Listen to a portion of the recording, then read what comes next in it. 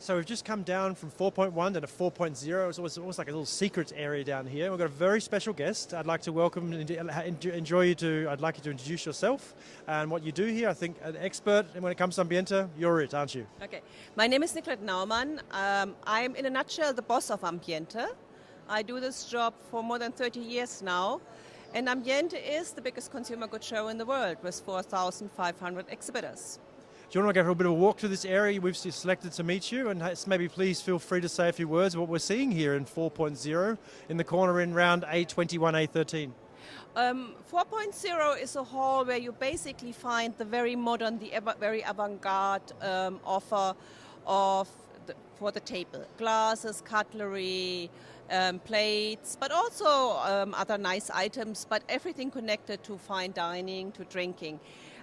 Why I think Hall 4.0 is a very important hall at the very moment is that this would be already the first example of a new trend we see called wabi-sabi. Actually, wabi-sabi is not a new word. It is a traditional Japanese word that basically means the perfection in the imperfection.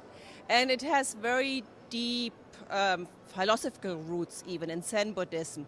However, if it comes to product design, I think what it basically means is that you have a lot of products that look like handmade, handcrafted. This is industrial production. However, neither of the plate is completely round. The surface looks spotted, different. So 10 years ago, people would have the feeling, but something is wrong with this product. This is a production mistake. But now it is done on purpose because it gives this warm handicraft feeling. It gives off a very authentic feeling.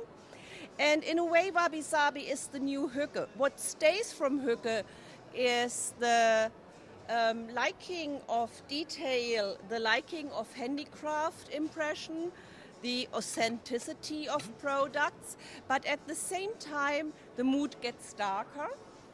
It is still wood, it is still iron, it's still felt, it's still ceramics, but the colors get decisively darker. And I would like to show you a little bit more of these wabi-sabi products, because at first, if you are the head of the biggest consumer good fair in the world and you say, oh, imperfection is the new trend, I can see the question marks in the face of people. But I think it makes sense if I actually show you products. For example, this product, and this is one of the very trendy companies at the moment. At first, it doesn't even look like finished handicraft, let alone an industrial product. However, it is. It has a lot of authenticity. And one thing is, it will age well. So, and you can, as it already looks a little bit crooked, you can mix and match it. But wabi-sabi actually also comes in a more elegant, cleaner way. It comes in white biscuit porcelain, which is actually a very high-end material in wine glasses. And again, people would say, you have one of these glasses on the table. They say, why did you buy something that is a leftover of production? No, it is not. It is actually meant to be this way. And it will give the table a very lively image. It will look things a little bit robust sometimes. It's a little bit in general, maybe we can see over here, a very manly trend. Whereas hygge, with all the light colors, want to make some room so we can get in here. It's all live. Sorry, thank you.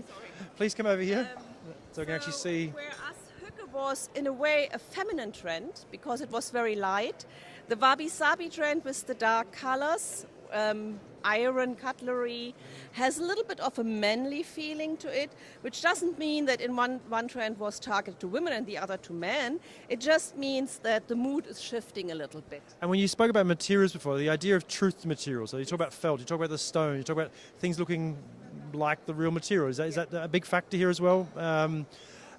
In your opinion? That's what I mean by authenticity. People want to see the material, a little bit industrial, a little bit barn style.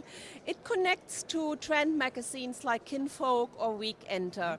It connects to the tiny house movement. It connects to the off-the-grid barns in the wood movement, like Cabin Pawn would be a very nice page to look up for this. So this is a general feeling. It's not just the product. It is a general feeling it connects to. In a way, of course, this is completely make up, because those people with off-the-grid barns don't live there 12 months a year. Those people with a tiny house don't live there 12 months a year. It is a very urban trend, despite the fact it looks rustic. Very, very good observations. And I think the observation of wabi-sabi, we maybe know the porcelain cup with got the gold joinery and stuff. This is almost like the evolution of that, isn't it? Yeah. It is. Of course, one of the good things of globalization and modern times is that trends don't get dictates anymore. Those people who still want their all-over flowers on their porcelain, who want their nice, fine bone china, will still find it. This might be a very niche, avant-garde niche market. However, it is the one thing you will see in the show that is completely new.